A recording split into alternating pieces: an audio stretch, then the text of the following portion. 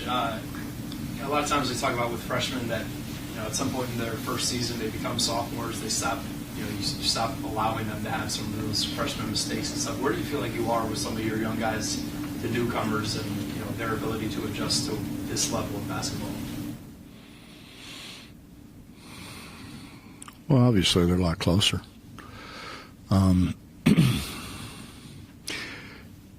It's just, and I said this in the beginning of the year, we can be good.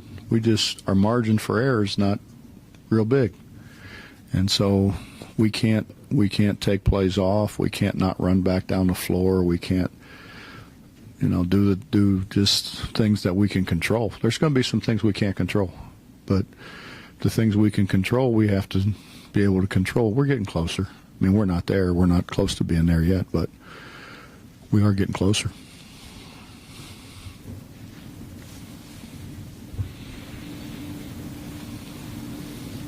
What an inquisitive bunch today. I don't know where the series with Virginia Tech stands as far as extending it, but when you look at trying to keep some kind of regional foes on the schedule, how important is it to keep this Marshall game?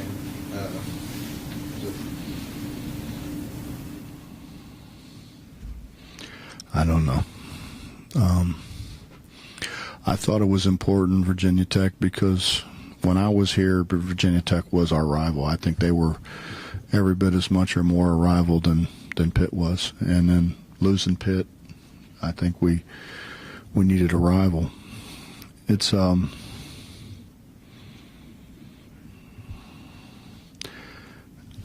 don't know, Justin. It's a hard game sometimes when I'm not sure that we just played Gonzaga and we're getting ready to play Purdue, and it's hard I think for those guys sometimes, especially when you have a bunch of really young guys. When we had the older guys, they pretty much it was business, and they took care of business. It's just with anybody, and Marshall's good. They're talented. They're probably as athletic. I'm trying to think. Other than maybe Missouri, they're probably as athletic as anybody we've played. Kante's really good. He's really good. Pittman makes plays. I told our guys today, Pittman made some catches that you don't see people make. You see some NBA guys make it, but you don't see guys make it. They're really, really athletic. And it's a hard game. Is Tech, is it staying? Are you guys keeping that up with them? Yeah, we did 2 more years. So you got something else. Well, we've got that. We've got Purdue for 2 more years after this. After this year, we need to get into New York. A lot of it has to do with recruiting too. I thought the Purdue situation was good for us because there's so many players in Indiana, and going in the Big 12 and going that way, I thought that was important. That we get that way a little bit. But we still have to recruit the East Coast. We're an East Coast school. For whatever anybody wants to think, we're an East Coast school. So we do need to get back into New York. It'd be nice to get into Philly, but you can't play on the road all the time either. So,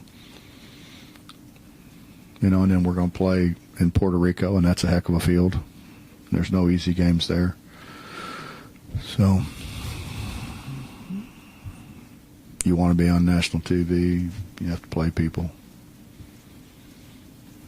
So there's a lot of factors, and honestly, probably coming here, I probably changed a little bit. What we used to do is we'd figure out who we thought was going to win the MAC, who was going to win the OVC, who was going to win, where their RPI was going to be 75 to 100, and our strength of schedule actually was better doing that than it is playing the people that we play now every game. And I think we've played 3 teams that are in the top 30. But, you also play some other people. The Presbyterian and Georgia Southern were part of that tournament. We couldn't help that, but there's a lot of things that you have to think about, and probably, in all honesty, but we probably, you got to win games. Whatever anybody says, they say play a great schedule, whatever, you'll be rewarded. You're rewarded if you win. You're not rewarded if you lose. So we maybe should have backed it off a little bit, being as young as what we are, but the truth is, I didn't know we were going to be this young. What's your definition of a rivalry game? I mean, you've played Cincinnati Xavier, you've played Kansas State, you played Pitt, West Virginia. I mean, Cincinnati Xavier's off the charts. It's off the charts. Kansas State, Kansas is a rivalry, but it doesn't come close. It's not. Because they haven't been that competitive over the years, because Kansas has been. I think a lot of it, Bob, is proximity. The whole thing starts like 2 weeks before the game with Xavier people calling WLW, and then UC people call, and it is just like, it's nonstop. It's like, you probably shouldn't play for 2 weeks because those other people really don't matter. And you got husbands who went to Xavier and wives who went to UC and vice versa, and it's crazy. Skyline Chili is promoting the heck out of it, and everybody's eating Skyline and talking a bunch of stuff. It's crazy, and the players play against each other all summer, and for the most part they're pretty good friends. They end up pretty close, but when that happens, and I get in trouble for saying, but it is a holy war. It's the Catholics against the heathens, is the way they look at it. Well, that's not the worst thing I've said, but it kind of is, and they've always had this thing that they were the poor little Catholic school down the road, and we had all the money and all the resources and all that kind of stuff, and it's just there's nothing like it. There is not anything like it, and they finally moved it downtown where it should be, but I'd lobbied for that 16 years unsuccessfully, but. I don't think people understand how far away we are from Marshall. We're a long way now.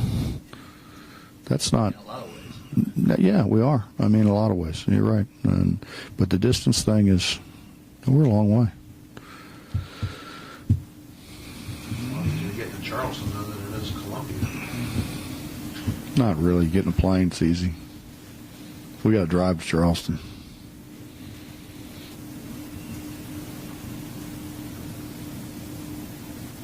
The youth going into a game like this and how an older team would handle it better. Just talking to Kevin and a lot of the guys earlier this week, they point to that leadership from Jawan, and clearly you see it on the court in game days, but shed a little bit of light of what it's like practice with him day to day and how much he can help a team when you've lost 3 or 4.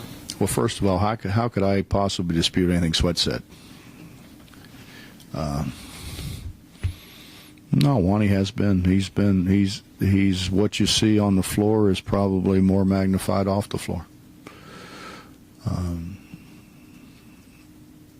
He's had the guys over to his house watching film. He's really has done a great job of trying to lead, the young guys, and I think everybody looks to him.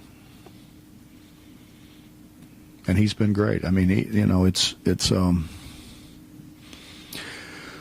have told you this before, but I had Tark come in in this 99, I guess, 99, 2000 year, come in and watch practice. And it's kind of like my mother-in-law. He supposed to come in for 2 days, stayed for a week and a half.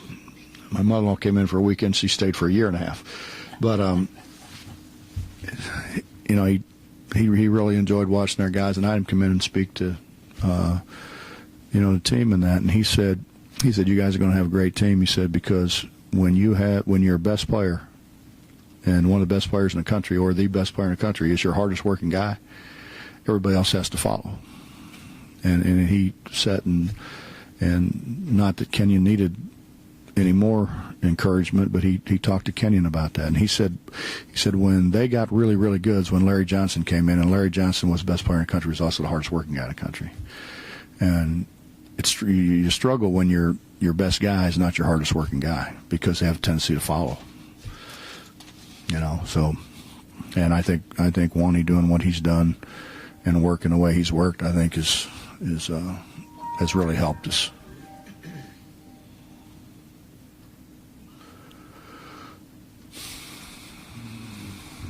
With Skeeter, he probably had a comment for you. I probably should have put it up to. Talk about New York, East Coast, Philadelphia. People want to see the Pitt thing, and that is what it is. But have you had any other luck or nibbles from a school like Villanova, St. Joe's, anyone?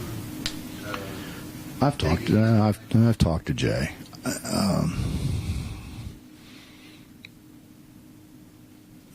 Talked to Lav, but it's more complicated than that. It's who they have scheduled and who we have scheduled, and I'm not sure our people have figured it out, but you do have to generate some income, so you can't play all the games on the road. Although the way it's been, maybe that wouldn't hurt, but when we are one of the sports that makes money, so we have to play home games and make money, and you can't play all home and homes, or you don't have enough home games to fulfill what you need to do for budget purposes. And then you've got, I've talked to Roy a bunch, and Roy says, it's been on his bucket list to come to Morgantown. He's heard so much about Morgantown and the crowd and all that, and he'd like to come in and play. But when you're, they're playing Kentucky, I think this weekend. They've played Michigan State. They play, when you have existing contracts, you just can't say, I'm going to go do this. So it's more complicated than what people on the outside understand that it is. And then really, I've done a terrible job, but you really ought to take your team into consideration too. Be nice to make all those mistakes that we made and still win.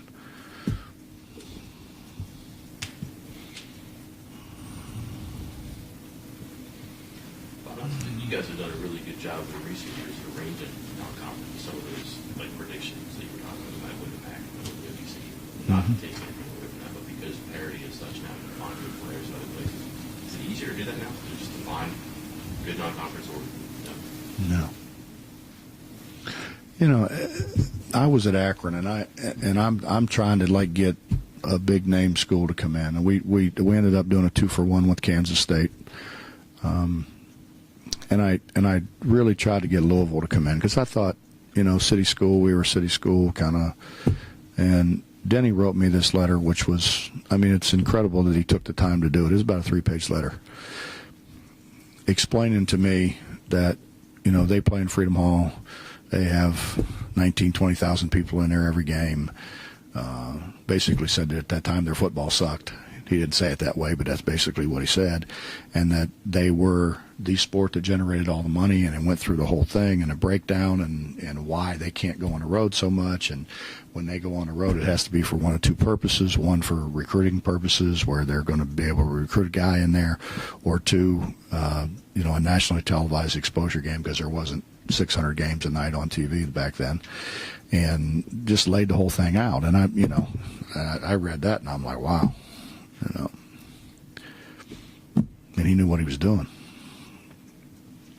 And then, when I got to Cincinnati, it was the same thing. But then, see, Justin, the other thing is, when you're pretty good, and people don't, if you're, whomever, I can say Akron because, those people I'm very close with, they don't want to come in and get beat by 30. Why would they come in and play when we're really good? Why would they come in and play us when, and everybody knows when you're going to be good and when you're not, why would they come in and play us when we're really good when they could go play somebody else that's a little lower down the food chain? They might have a chance to win and get the same check. So it's not as easy as what you'd think it would be. And the truth of the matter is, too, I love the place, and you know that, but this isn't really a destination point. This isn't going to New York City. This isn't going to Orlando. This is, you know what I mean? It's not coming in the dead of winter and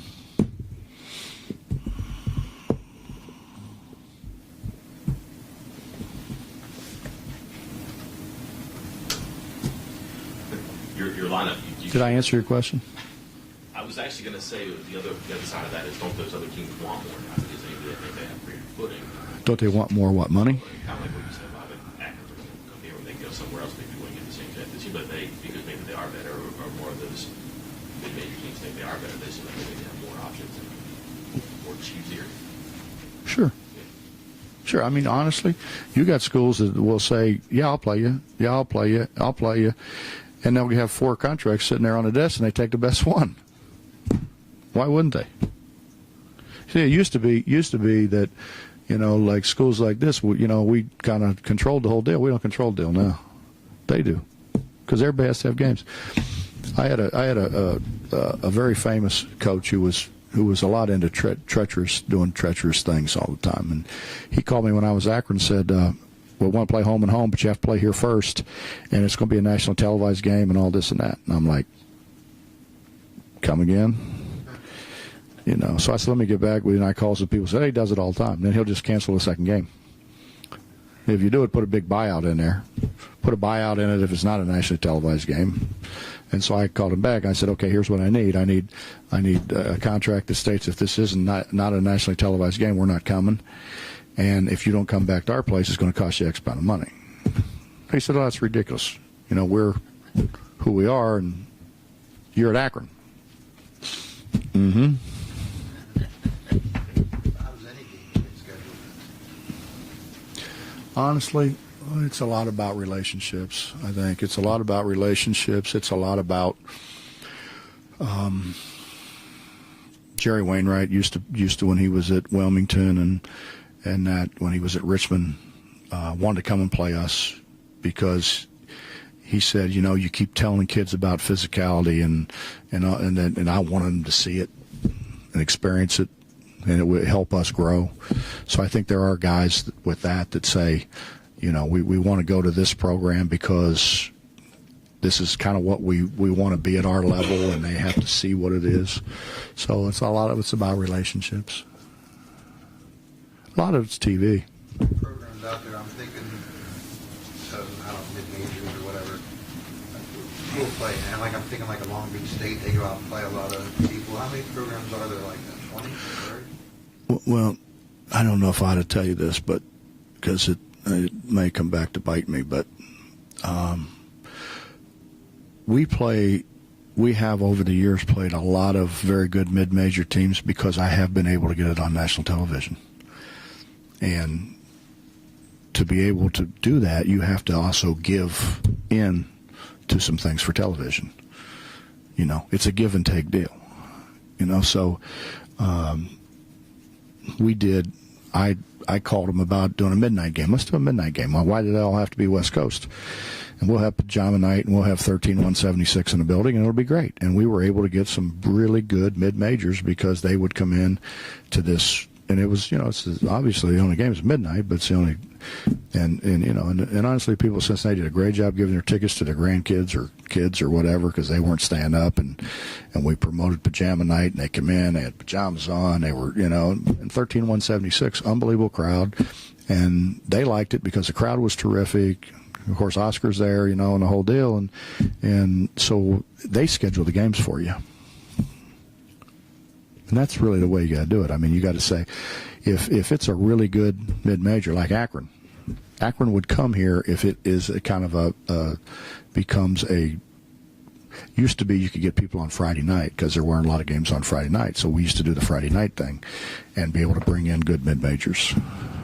But honestly, it's so oversaturated. It's so saturated now. They're on TV already. You know, you flip through the thing, they're on TV now. They don't need us to do it. But you want to, I mean, how do really good non-conference games? TV does it. We're at the mercy of TV. You have to find somebody to give your tickets to now that you're older. Will I? My wife does it. Will I when I'm old? No, I'm gonna be here. If we get suites. When you start scheduling midnight games here, you're going to have to find somebody. No. I'll be okay. I'll the adrenaline thing gets me going, but I'm not. I won't come to late games if we don't get suites. We need suites. I'm watching Marshall. Marshall has suites. We don't have suites. We want to make it a great fan experience. We have two heads and a trough in a restroom.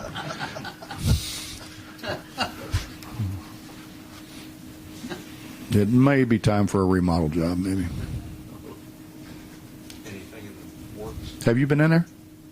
In, The restrooms up there, those troughs. Oh, yeah. Well, you should go and experience that. You know, it's like them jokes. You know, there's the two of you there. You know, you're kind of trying to turn sideways a little bit.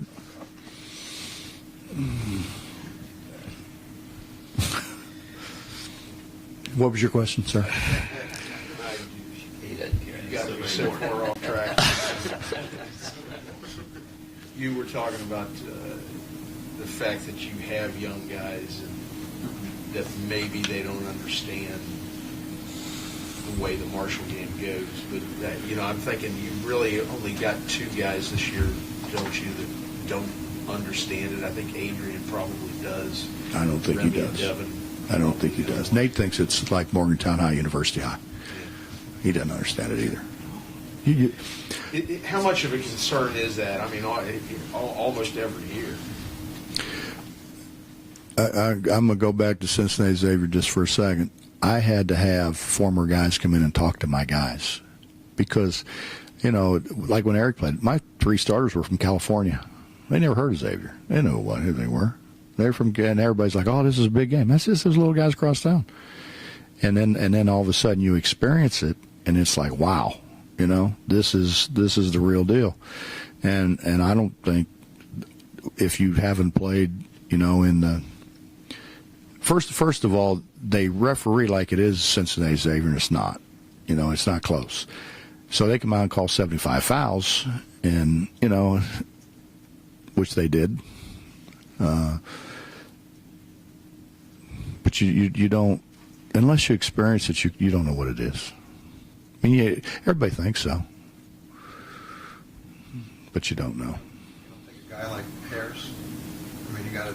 He played last year. I mean, he probably understands a little bit. Who got ejected? Harris last year. Aaron did? Yeah. Came on the floor. Oh, yeah. He probably understands the emotions a little bit. Don't you think? Yeah, I guess. But, I mean, how many of those guys are there? Him, Jawan, Sweat? Not many of them. How do you bet a roster, not a roster, a lineup change? With Terry, Adrian, one game thing, I think the direction you want to go in the future. Well, I think what we're going to do in the future is try to do, matchups and what we can do the best with matchups. Nate sprained his ankle and missed a couple days. So, and honestly, Terry's been playing pretty well. So, that was easy.